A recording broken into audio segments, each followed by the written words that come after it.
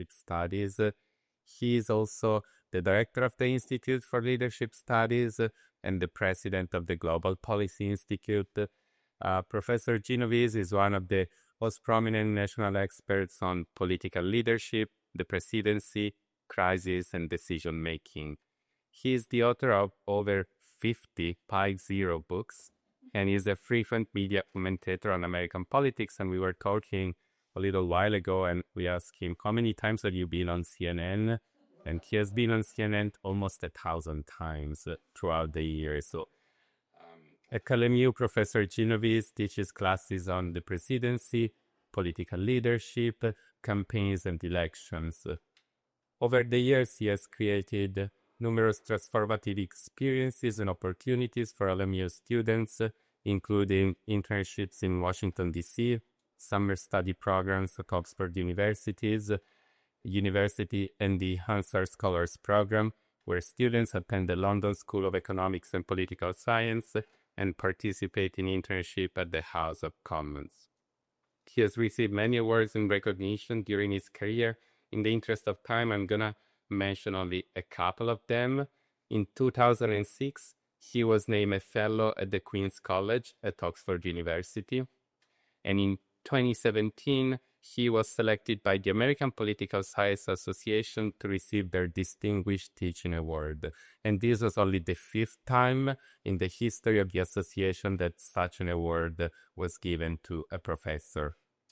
Michael has said that this award is very special to him because teaching has always been his top priority, and his students seem to agree. So before coming here today, just to get a sense, I went on Rate My Professor, and as you might know, many faculty don't really like the website because you can find a lot of merciless anonymous students review. That's not really the case with Michael. In fact, reading the reviews, one can really get the sense of how Michael is not only an expert on the topics he teaches, he's also very caring and inspirational. And I'm going to read a couple of anonymous students' comment to give you an idea. One student said, Professor Genovese is by far the most caring professor I've ever had at LMU. He is so deeply committed to his students. He doesn't teach to test, but genuinely to educate and inspire. I wish I could have taken him earlier at LMU. His political leadership class honestly changed my life. Another student said, Dr. Genovese is an amazing professor. He's extremely helpful and very passionate about his research. He makes a topic you may not have been interested in extremely interesting. His class changed what I want to do with my life. And when I think of Michael, I really think of a true Renaissance man, not only because of his deep expertise on Machiavelli, but most of all because of his so many interests. You might think that someone who managed to write 50 books doesn't really have much time for anything else. Well, you would be wrong. Michael is also the author of a cookbook, and as I could verify myself, he's an excellent cook. He has also done stand-up comedy all over LA. He's pretty good at that, and even his students have noticed. And so just to conclude, borrowing the words of another student, Professor Genovese is incredibly knowledgeable, funny, and the man can dress.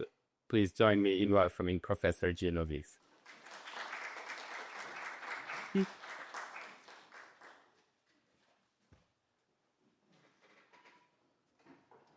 Thank you, Gabrielle. You read it almost exactly as I wrote it. Well, welcome and thank you for being here. This is the third of 4 different sessions on the Declaration of Independence. The first one was a few weeks ago, and that was on women in the Declaration. And earlier this week on Monday, we had slavery and the Declaration. Tonight, I'm going to be dissecting the Declaration itself. And then on the 25th, I invite you to it, Jessica Levinson of the Loyola Law School will be here, and she's going to bring the Constitution and the Declaration up to date a little bit. I want to thank my chair for this nice introduction, but I also want to thank the Dean, Richard Fox, who doesn't know it yet, but he's paying for all these panels. He's been very generous and encouraging in this. The title gives it away. I mean, that's the reveal. I'm going to be dissecting the Declaration, but it's a love story with asterisk. That suggests that it's not going to be a one-sided love story. I'm going to say some very nice things about the Declaration, but I'm not going to ignore the problems. I'm not going to ignore the things that were left out, because that's part of who we are and part of how we became who we are. The Declaration and our Constitution are full of paradoxes and contradictions, some very high ideals, but some very harsh realities. And so, as the title suggests, I'm not going to be whitewashing the scenes of the framers, but I do want to highlight the incredible advances that they made and the high ideals that they were promoting. We're full of contradictions. We're full of paradoxes. And for that, I turn to the great Walt Whitman in his poem, Song to Myself. He wrote, "The past and present wilt I have filled them, emptied them, and proceed to fill next full to the future. Listen up there. What have you to confide to me? Look at my face while I snuff the sidle of evening. Talk honestly, no one else hears you, and I stay only a minute longer. Do I contradict myself? Very well, then I contradict myself. I am large, I contain multitudes." We are large, we contain multitudes. The good with the bad, the saint with the sinner. And I'm not going to soft soap it. I'm going to try to tell you how this came about. And while it may seem surprising that in our day, the very meaning of the Declaration is in dispute and subject to a political tug of war. The Trump administration, on the one hand, has one view, and just about everyone else has a different view. And so thus, if the Declaration today is contested territory, and even under assault, it behooves us to pause and dissect the Declaration to see just what's in it that's so controversial, that raises hackles in so many. Because whoever emerges victorious from this battle for what the meaning and the heart and soul of the Declaration is, they will shape the next 2 generations for America. And so as we approach July 4th, the 250th anniversary of the Declaration, we'll see all manners of celebration. We'll see the dissections, we'll see attacks, we'll see homages, both to Jefferson, to the Declaration, to the framers. And one event really stood out to me in honoring the Declaration, and I'm going to read this to you, and please believe me, I'm not making this up. This is absolutely true. This is from the week. America's 250th birthday celebration next July will include an ultimate fighting championship bout on the grounds of the White House. The official residence of the U.S. president has never hosted a hyper-violent mixed martial arts fight of any kind or of any sport. Trump said he expects a crowd of up to 25,000 people at the fight. So we're using the grounds of the White House to celebrate the Declaration by having an ultra-violent fight. I'm so proud. That's not the way to honor our heritage, period. But let me start you with a warning. As you probably anticipated, I will be taking a view that is very much at odds with the current administration in Washington. They see the Declaration quite differently than I do, and most other scholars do. But let them speak for themselves. I don't want to put words in their mouth. I'll read their words. One of the people in the administration who has been most vocal and adamant about his interpretation, their interpretation of the Declaration, is the vice president. He asked the question, who's a real American? It's been one of his pet projects, one of his pet topics. And he answers his own question. He criticizes those, quote, sinister forces who claim America is just an idea. America is no mere idea, Vance said.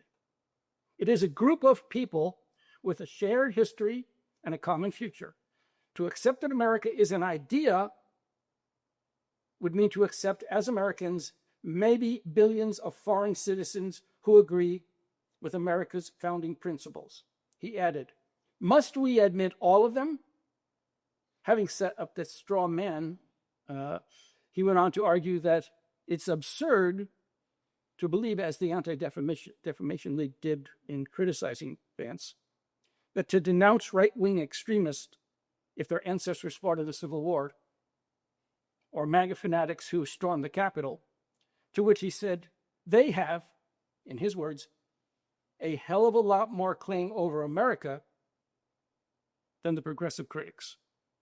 And he then went on to say that real Americanness is for our tribe and no other, which to me is actually a little bit un-American.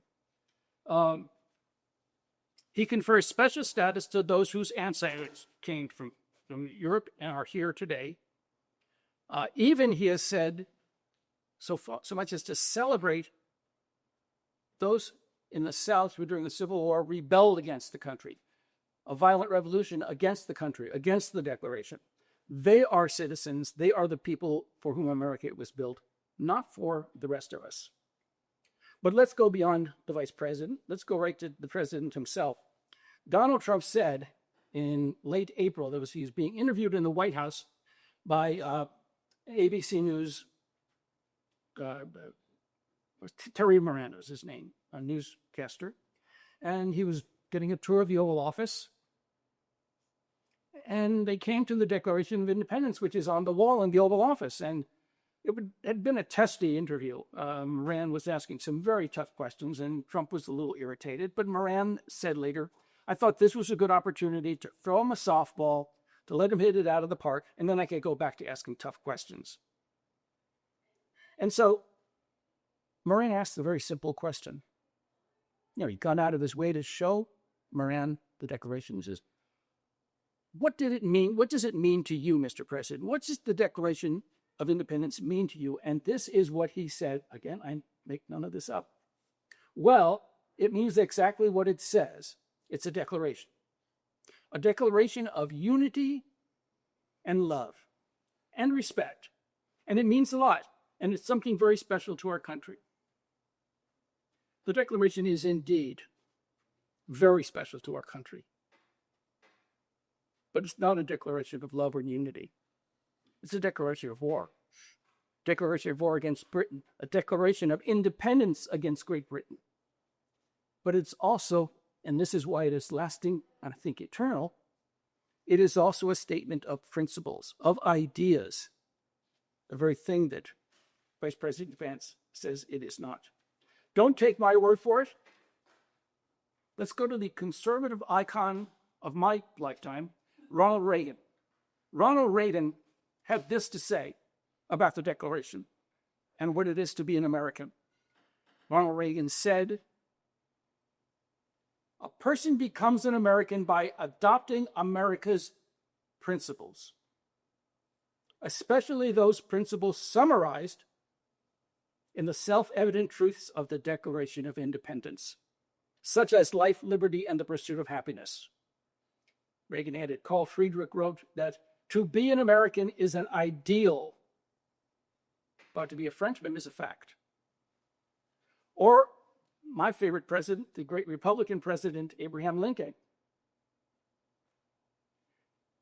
He got it right, I think, when he said that the United States is dedicated to a proposition, an idea. But as you can see from the earlier quotes, in recent years, there's a political movement that has emerged in America that fundamentally does not believe in that vision of America, in that ideal of America. They believe that America is not dedicated to those ideas and those propositions, but it is only for a certain religion, a certain race, and that they take for granted that certain people ought to rule and others ought to obey. Well, a hard no to that one. Donald Trump is not serious, but we need to take the Declaration seriously, especially on its 250th anniversary. So let's begin by asking a fundamental question, which is, why did they even need to have a revolution? Why declare independence? The answer probably will surprise most people, because for decades plural, the men and women who lived in the colonies did not want to separate. Their main proposition was to unify, to become part of the British Empire. They wanted to be treated as British, as equals. They wanted to be incorporated. The problem was the king and the parliament said no. We were the angry stepchild, undeveloped, backwards. They wouldn't integrate us. They wouldn't accept us as equals. And so the framers had a hard choice: accept that reality, always to be a subject and to be subservient, or the hard choice, a revolution. Up to July 4th, the colonists wanted reconciliation. And in fact, 2 days before they voted to support the declaration, they sent a missive to England, to the king and parliament, asking them again to reconsider, accept us as part of Britain, as equal. The British said no. At every stage, the colonists were rebuffed. And so what to do? Well, there was a very heated atmosphere. Fighting had started already. It started in 1775. There were skirmishes between the colonists and the British soldiers. But what was it that sparked the fire? What ignited the flame that led to revolution? I think there are two seminal documents that tell the story. Both in 1776. First, Thomas Paine's Common Sense, the second, Thomas Jefferson's Declaration of Independence. And so that's what I want to focus on. Do I hear?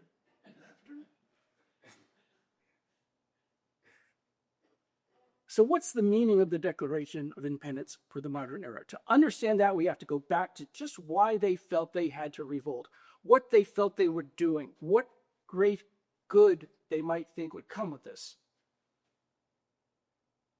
And so the road to independence was first paved by rejection, by the King of England and the Parliament.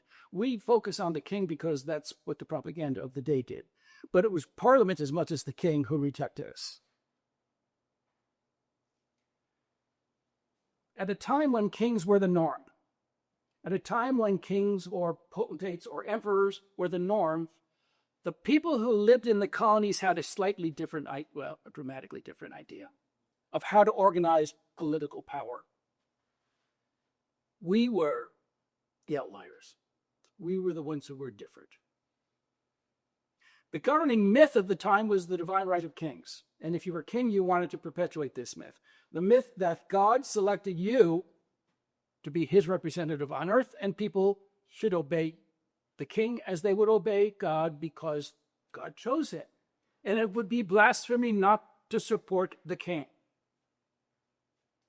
Framers didn't very much agree with that. And there was a kind of a ferment in intellectual circles.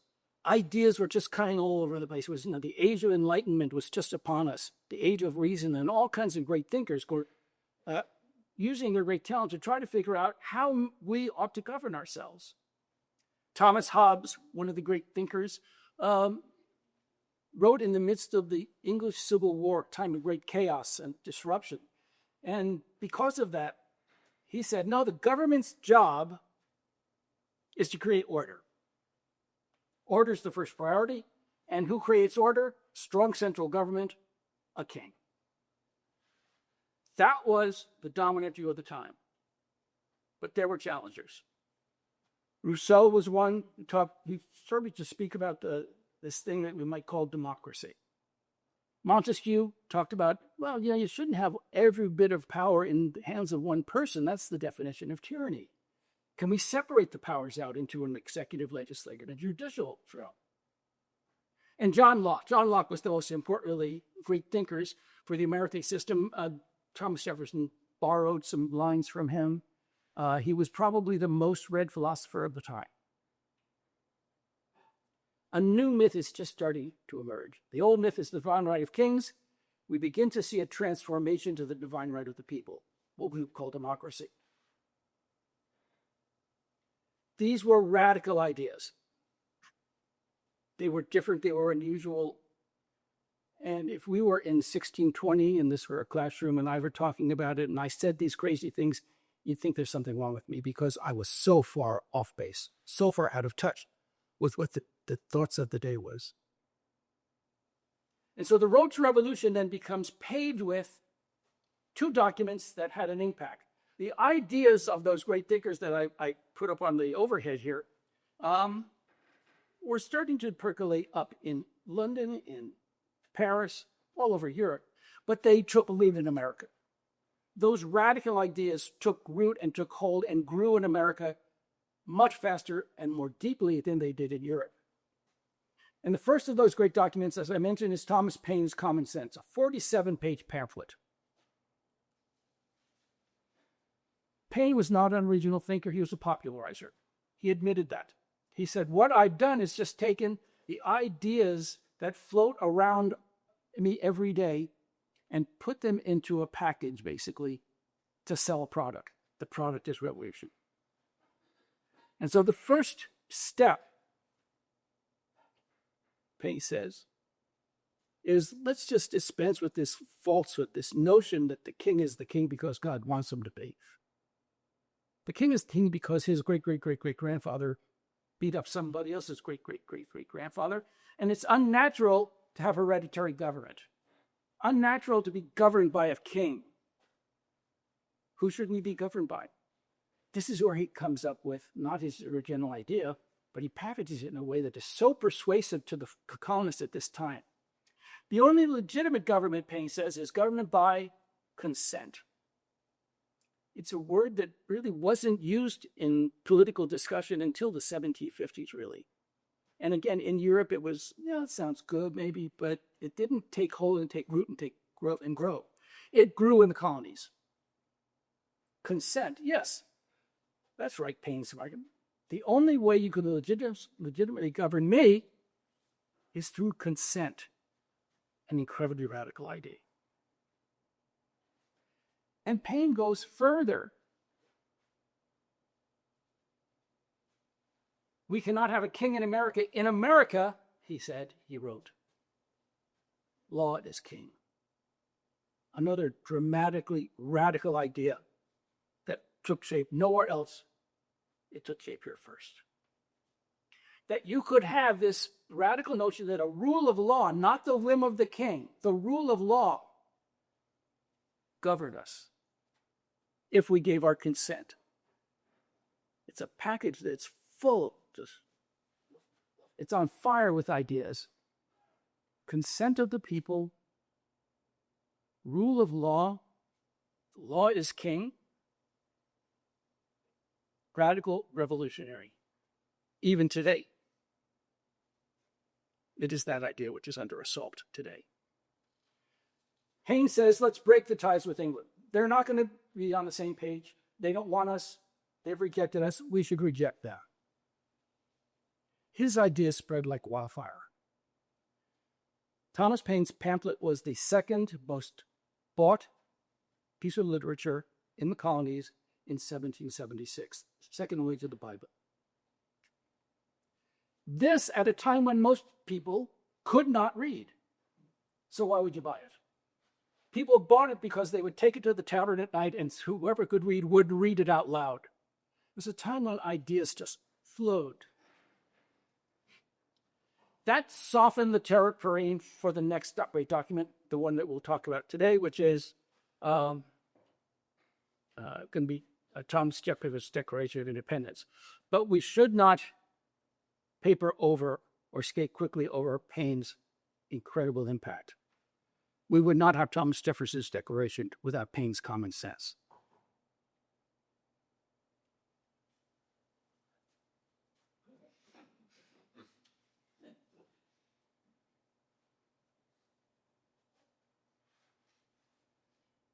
You know, there are historians who say that they think that might not be accurate, that it might be apocryphal, and that we've got no absolutely hard evidence that that's what he wrote in his diary, but it's in a bunch of textbooks. If it's not true, it should be true. The 1-2 punch is Common sense, the Declaration. What did the Declaration do? How did it come about? The Declaration, really, in a way, is this new land serving onto the British divorce papers. We want a divorce, and these are the reasons why we want a divorce. And they're pretty clear about that. But the king just dismissed again. These colonies are just a pain. They're not really to be taken seriously. Jefferson, on the other hand, was taken seriously. And so in June of 1776, members of the Continental Congress were meeting and talking about this, deciding what to do. Should we try to reconcile with Britain? What can we offer them? What can we get them to induce them to agree to take us in as equals? They formed a 5-person committee. Go out, come back in a few days, and tell us what the ideas are that we should be embracing, just in case we want to break ties with Britain. A number of the people at the convention, at the Continental Congress, did not want to form this committee, believing, quite accurately, that to form the committee was to take the biggest step. If we do this, we know what tomorrow will bring. And that's precisely what those who formed the committee wanted. So Congress opted on June 10th to delay a decision about whether or not independence should be declared. And they had a 5-person panel: Benjamin Franklin, John Adams, Roger Sherman, Robert Livingston, and somebody named Thomas Jefferson, 33-year-old young man, the youngest in the group. John Adams immediately took over and said, Jefferson's the best writer, probably the smartest guy in the room. Why don't you take a shot at it? And they talked about the different ideas that they wanted. According to Adams, Jefferson took a day or two, is the quote, a day or two to write the Declaration. But that's because the ideas were already very much around the framers. They knew the ideas. They didn't, again, like Paine, they took ideas that were widely thought positively of and put it into a package that was very, very beautifully articulated. So Adams said it took a day or two. And Jefferson conceded that, quote, I did not consider it any part of my charge to invent new ideas altogether and to offer no sentiments which had ever been expressed before. So Jefferson recognizes the responsibility. Here are the ideas that we're all talking about, Paine and others. Put them into a package that really sells the product, which is revolution. On July 2nd, the Continental Congress agreed that that's what they were going to do. And they took Jefferson's declaration and they made some amendments to it. They cut out a few things. One of the things they cut out, which I'll talk about in a few moments, is Jefferson's condemnation of slavery. It was in the original Declaration. And as Jefferson pointed out, it was taken out for very political reasons, because the South would not have come along for the ride. The South would have objected, they would have gotten in the way, and there would have been no declaration. You couldn't have 6 states out of 13, 7 out of 13 declare independence. It was basically all or nothing. And Jefferson, as upset as he was, had no choice. Jefferson mentioned some of the influences, Aristotle, Cicero, Locke, and others, but he emphasized the fact that we are trying to promote new ideas. These are ideas that are in vogue in the colonies. This is what the people want. This is what the people are asking for. Now, Jefferson wrote, of course, in what's called the Age of Reason, the Enlightenment. It's a time when we moved away from religion and towards a more secular view. It elevated man to a higher status. Some people say a higher status than God. Some people say that's good. Some say it was the beginning of the end. But the point is, the Age of Reason and the Enlightenment were a time that glorified that which we are capable of. The belief that we can exercise reason. If you don't have reason, you can't have democracy. If you don't have reason, consent means nothing. And so they stress the importance of reason. And Jefferson produces a document built on that foundation. The English writer G.K. Chesterton, quite accurately, I think, said that of the Declaration, it is perhaps the only piece of practical politics that is also theoretical politics and also great literature. Jefferson was so pleased, he said, yes, I tried to have a model of plain political prose that anyone could read and they could reason their way through it to get to the conclusion. He basically is walking us through a process. If we are capable of reason, let's take a look at the evidence. Here's the theory, which I'll talk about. Here's the evidence. Here's what it leads to. He tried to write in very simple, clear terms because he considered the Declaration, quote, an appeal to the tribunal of the world. This is not a document just for us. The men and some women responsible for these ideas believed that this was the flavor of the earth, that the age of reason was upon us, the Enlightenment would take over, and all people would see the flame of liberty. In other words, he wasn't writing for the elites of his time. He was writing for everyone. Paine showed him the way. And so, with its amendments, with its changes, the Declaration is produced and debated.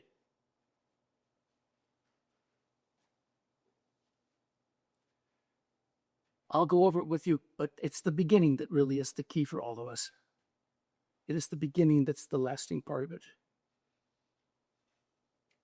And so Jefferson presents a set of ideas and ideals. And then, in literally fashion, he presents the case against the king, the case in favor of tyranny. But that case only makes sense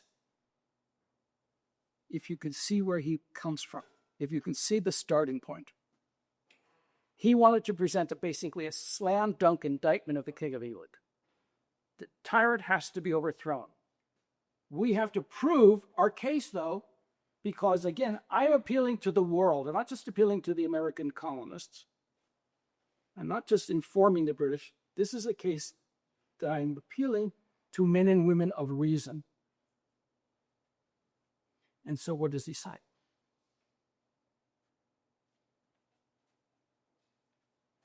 Guy Havisher. Yes. Just what was he declaring?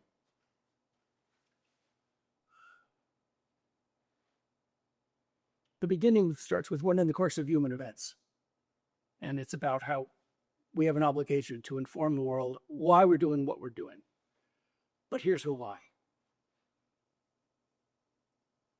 We hold these truths to be self-evident.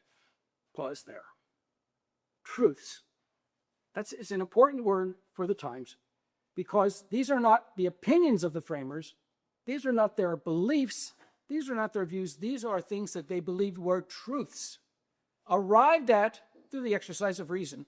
And we can all arrive at that conclusion because we're all capable of reason. So let's reason together. Let's walk through that.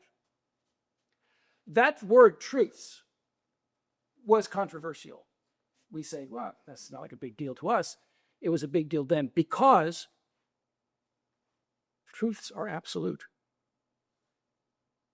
They're not opinions. It is the truth. It's a bold claim. We hold these truths to be self-evident that we can arrive at through reason. And here it is that all men are created equal. They meant men. And that was going to be one of the things we'll talk about in a moment. That all men are created equal. Again, a dramatically radical proposition. Most people did not believe in it. I don't know that most people believe in it today. But we hold these truths. It is a truth, and it's a self-evident truth that you can figure out, and will help you along, that we're all created equal, and that they're endowed by their Creator with certain unalienable rights. In England, you really didn't have rights. They were gifts from the king. The crown allowed you a free press until he didn't. The crown allowed you freedom of speech until he stopped it. This is a different case. These are our rights. And if you ask me what are my rights, I can pull out my pocket constitution and show them to you. These are my rights. And if you violate those rights, I'm going to take you to court and I'm probably going to win. In England, you couldn't make the case because whatever the king said, that was the law. We hold these truths to be self-evident that all men are created equal if they are endowed by their Creator with certain unalienable rights, that among them are life, liberty, and the pursuit of happiness. That Jefferson, 2/3 of that was taken from Locke, who said life, liberty, and the pursuit of property. Jefferson changed that to happiness. Question is why, and we don't know the answer. Thomas Paine argued that, he read me, and he knew that I wouldn't buy that. And he knew that property is too much for the elites. And if you're writing for the masses, you got to broaden it. So it was assumed at that time that being able to own property was part of the road to happiness. But then they softened it for the public. That to secure these rights, governments are instituted among men. Okay, so that's the whole purpose of government. It's not to serve the king. It's to serve the interests of the people. And so, as Paine argued, if you think of government as a triangle, the king at the top, the people at the bottom, you just flip it. The government served the people. And to secure these rights, governments are instituted among men, here we go, deriving their just powers from the consent of the governed. Another, again, to us, no big deal. To that era, incredibly radical. Not the whim of the king, but the consent of the governed. That is the new truth. That whenever any form of government becomes destructive of these ends, Britain, it is the right of the people to alter or abolish it, and to institute new government, laying its foundations on such principles and organizing its powers in such form as to them shall seem most likely to affect their safety and happiness. But it's not revolution for the hell of it. It's not like the 1960s. Prudence, indeed, will dictate that governments long established should not be changed for light or transient causes, just not on the whim of the people. No, you have to have real reasons. What are the real reasons? And accordingly, all experience hath shown that mankind are more disposed to suffer while evils are sufferable, will put up with a lot, than to right themselves by abolishing the form to which they are accustomed. But, and this is the right to revolution, this is going to be important because a lot of the right wing in America talks about, it's all Marx, the danger of Marx, these revolutionaries, they read Marx. This is the radical view. This is the thing that revolutionaries read. They read Marx very little. They read Thomas Jefferson a lot. Why? But when a long train of abuses, when it becomes clear that it's the policy of the government to take away your rights, long train of abuses, new usurpations, pursuing inevitably the same object, evinces a design to reduce them under absolute despotism, tyranny of the king. It is their right, but they go further. It is their duty to throw off such government and to provide new guards for their future security.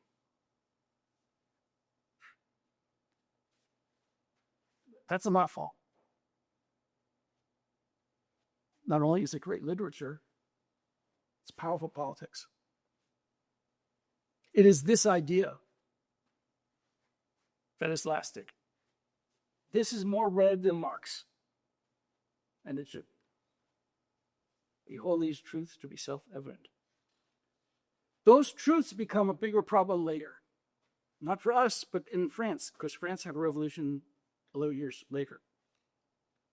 They believed in those truths, and that spawned the beginning of the conflict between liberals and conservatives. Liberals saying yes to the rights, and conservatives, led by Edmund Burke, the British parliamentarian,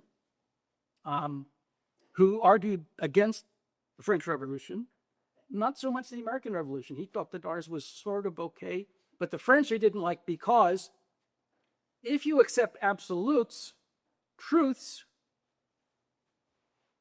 there's only one standard.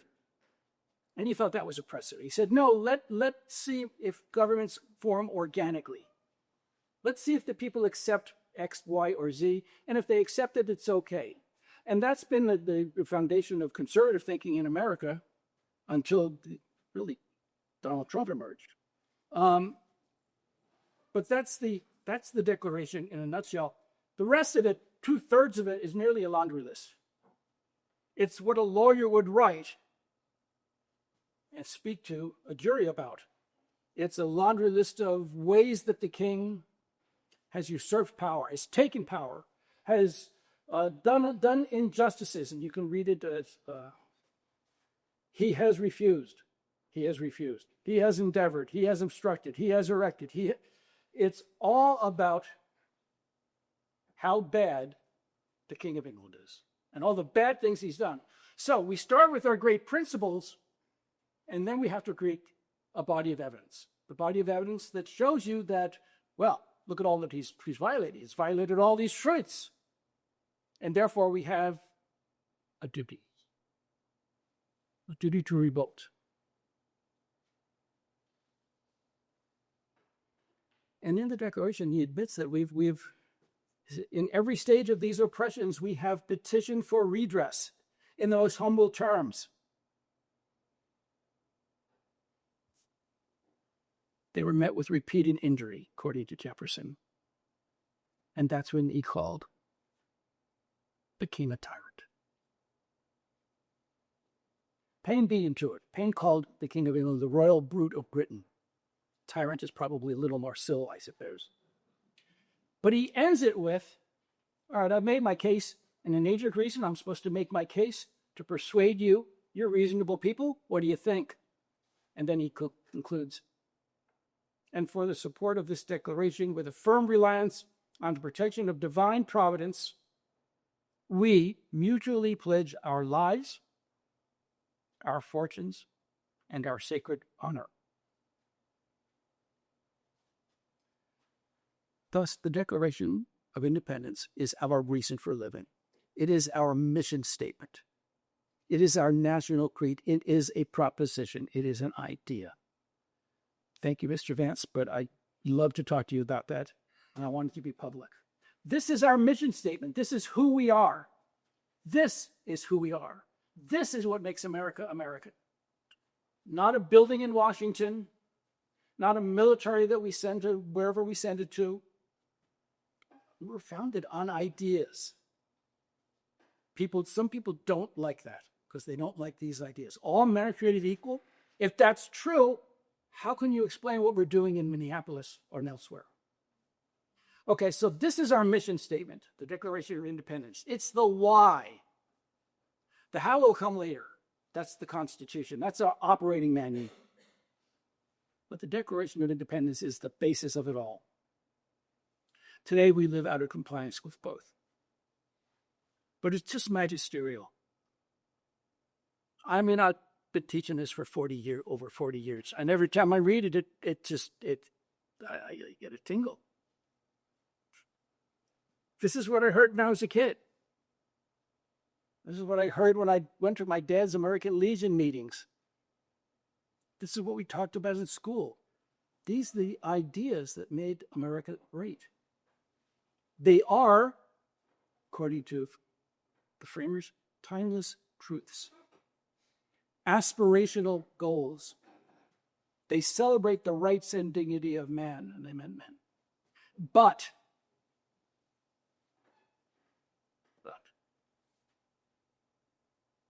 democracy at this time is still a dirty word, so they don't use the word democracy. They want a republic. But there's a dark side to all this.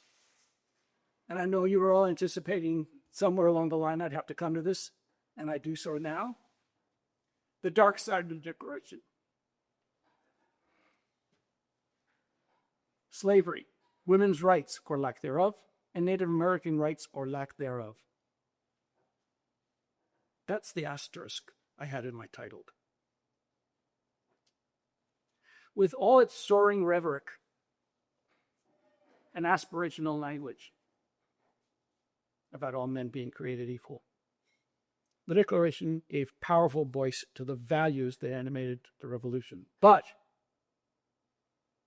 three glaring contradictions. Some say these are our original sins: the acceptance of slavery, the rejection of women as equals, and the rejection of Native Americans as human. Thomas Jefferson owned slaves. And yes, he was enlightened enough to, in the Declaration, condemn it. And yet he still owned slaves, even after he wrote those amazing words. How did Thomas Jefferson reconcile this contradiction? I don't think he did.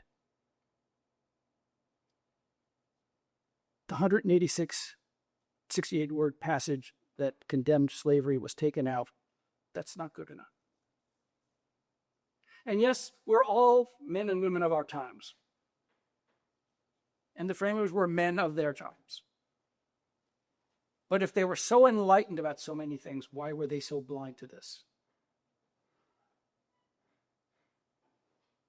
And so while Jefferson infused the Declaration with ideas and ideals,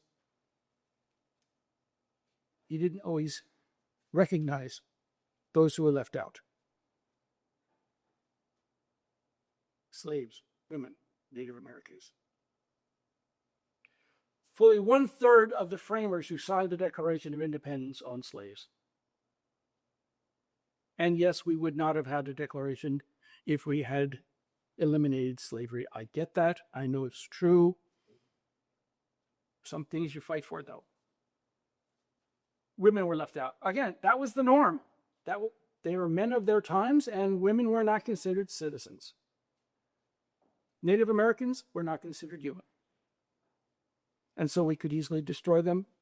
And in destroying them, we weren't destroying humans, we were destroying people who were subhuman.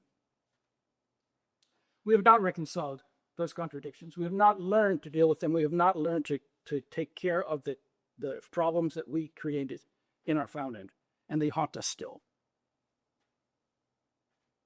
But what's the Declaration about today? What does it mean to us today?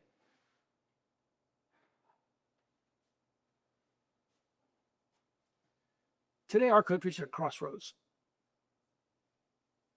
Once we stood as the global symbol of democracy and the rule of law in the world.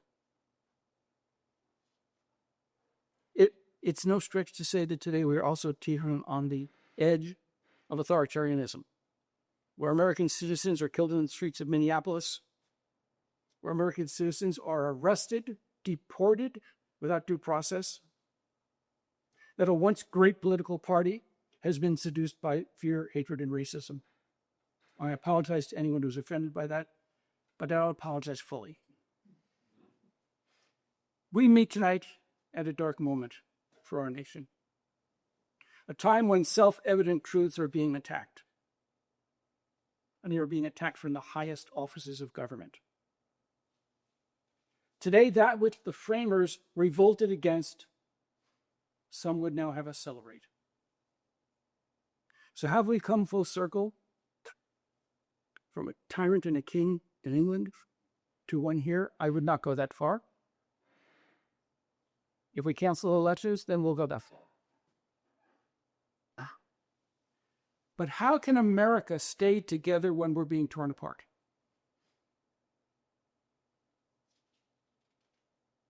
We stand on a precipice, a time pregnant with menace. We're better than this. Arliss. When violent, convicted criminals who stormed the Capitol, destroyed property of the Capitol, killed several people, including law enforcement officers, defecated in the halls of Congress and smeared it on the walls of Congress, when those people are pardoned after being convicted and made into heroes, we have to ask where we're going as a country. When a president claims to be above the law, when a Supreme Court grants a president near immunity from prosecution, when the Congress bows to the will of one man, then maybe the ideas of the revolution aren't true anymore. Now more than ever, we need the elevated language of aspirational politics, not the descent into the gutter. And so this begs the question, who are we really? For decades, for centuries, we've claimed to be people who espouse the ideas in the Declaration. Aspirational ideas.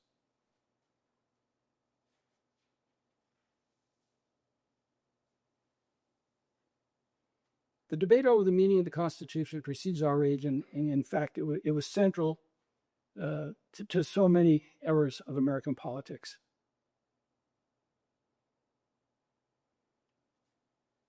And because of its centrality, we have some wonderful commentaries from these when the framers founded. And one I want to read you. It's after the Declaration, but it's right after we wrote the Constitution. After we wrote the Constitution, it had to be ratified by the states. And several states, New York and Virginia, the two most important states, were hesitating. They wanted a Bill of Rights, and they wanted to do something to limit presidential power. In that cauldron of sometimes violent rhetoric, three framers wrote a series of essays that we now call the Federalist Papers to try to convince the people of New York to ratify the Constitution.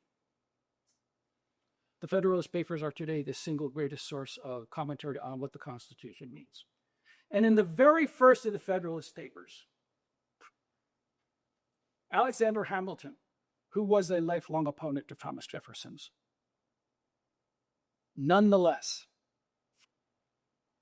tried to remind this new nation what the stakes were. And in the very first of the 80-some-odd Federalist Papers that were written, Hamilton defines the new Constitution. And he brings us back to the ideas we had up there. We hold these truths to be self-evident. And he put it starkly. He wrote, "It has been frequently remarked that it seems to have been reserved to the people of this country, by their conduct and example, to decide the important question whether societies of men are really capable or not of establishing good government from reflection and choice, or whether they are forever destined to depend for their political constitutions on accident and force." To Hamilton, the Constitution was grounded in reflection and choice. And yet almost all of human history, governments were grounded in accident and force. Why were we different? Why did we think we could make it go and work? Why did we think these ideas would spread like wildfire to the rest of the world and everyone would embrace them in this age of reason? The framers lived in a world guided by accident and force. Is that where we're going again today? Is it possible to be governed by reflection and choice? Robert Keegan, the great historian, wrote about, by way of metaphor or analogy, that if you think of the world as a jungle, the jungle is always trying to grow. And the framers carved out a space in the jungle where civilization could flourish. They are to be applauded for that. But the jungle always grows. It grows back. It wants to encroach. It never rests. Great Neil Young sang, Rust never sleeps. The jungle never sleeps. It's always trying to encroach. We always have to be vigilant. We always have to trim it back. We always have to be careful to reserve a space, create a space, expand the space where civilization could flourish. We did that in the United States.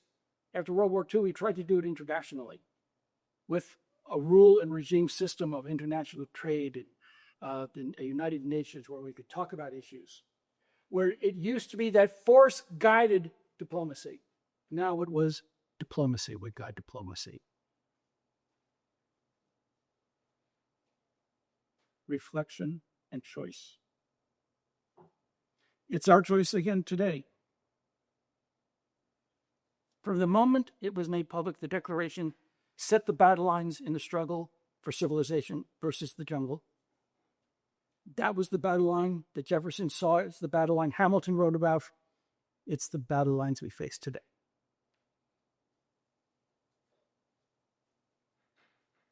Will power determine the future? Or will however weak we do it, the goals of fairness and justice sometimes apply? When the Declaration was written, you didn't have to defend your actions if you were a brute as king. It was what you did. It's what kings did. Power guided behavior. But the framers had a different view. Can we institute a system where right and consent, reflection and choice work? The framers rejected the jumble. They rejected the oppressive strong hand of the bully at the helm, the leader who lorded over the people. Jefferson and Paine flipped the model upside down. The people would not serve the government would serve the people. Consent replaced obedience. Liberty replaced servitude. Not for all. How do you roll back the ever-encroaching jungle? How do you create a space for civilization to flourish? How do we move out of the darkness and into the light? The framers pointed us in the right direction, offered us a way, as imperfectly as they were, as many flaws as they may have had. They offered us a way if only we would listen. If only we would listen to the better angels within us, as Abraham Lincoln so beautifully argued. Have we lived up to their high ideals? Can we live up to those ideals?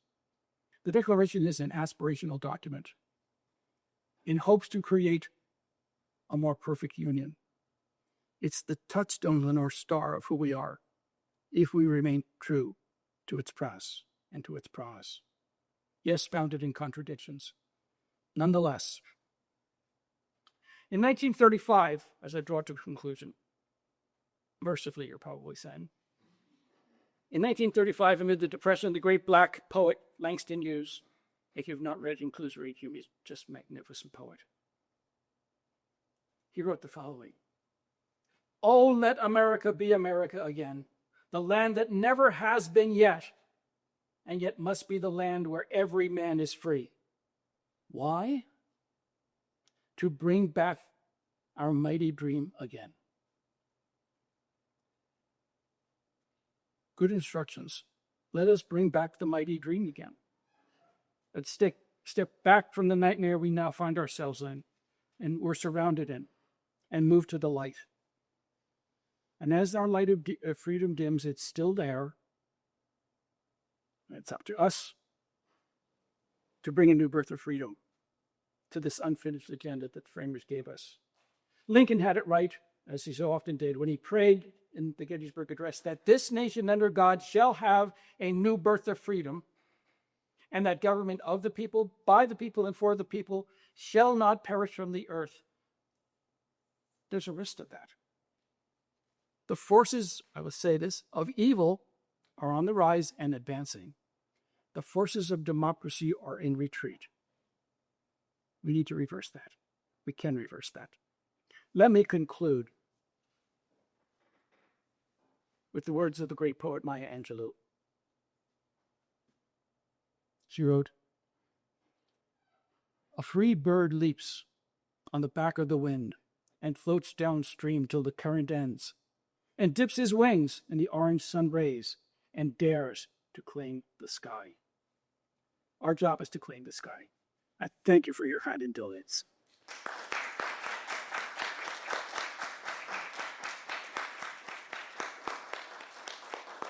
Now, I'm happy to end with questions, but I will tell you a story very quickly of the Harvard physics professor who discovered a new theorem that was going to revolutionize science. And the dean of his school at Harvard calls him into his office and says, I know what a great thing this is and how incredibly important it is. And I want you to tell the world because it's going to be great for Harvard, but it's great for the world too. And I know you hate to fly, so I've taken the liberty of hiring a chauffeur for you. He'll drive you around and give the speeches about it and take a year to do it. So he does that. And he goes to this city, he gives the speech, goes to the next one, goes to the next one. He keeps on giving you the speech. And after about 10 speeches, the chauffeur says to him, you know, Professor, that's a great speech. Yeah, but it's terrific. And clearly it has a lot of impact and meaning. But, you know, I've heard it like a dozen times now, and I will bet you that I could, word for word, deliver the same speech, even with the same inflections. And the professor goes, oh, you think so, do you? Okay, well then give the speech tonight. And the chauffeur does. Perfect. Word for word, magnificent. And at the end of the speech, the chauffeur goes, and do I have any questions? And some wise guy in the front says, yes, how can you have that theorem? Because isn't it contradicted by the Smith-Evans theorem? And the chauffeur pauses and he goes, you know, that's the dumbest, stupidest question I've ever heard. That question is so stupid, I'm going to have my chauffeur answer it. So I have my chauffeur sitting right over here saying, I'm happy to answer any questions that you have, or entertain any comments, corrections, disagrees. I'm that good, huh?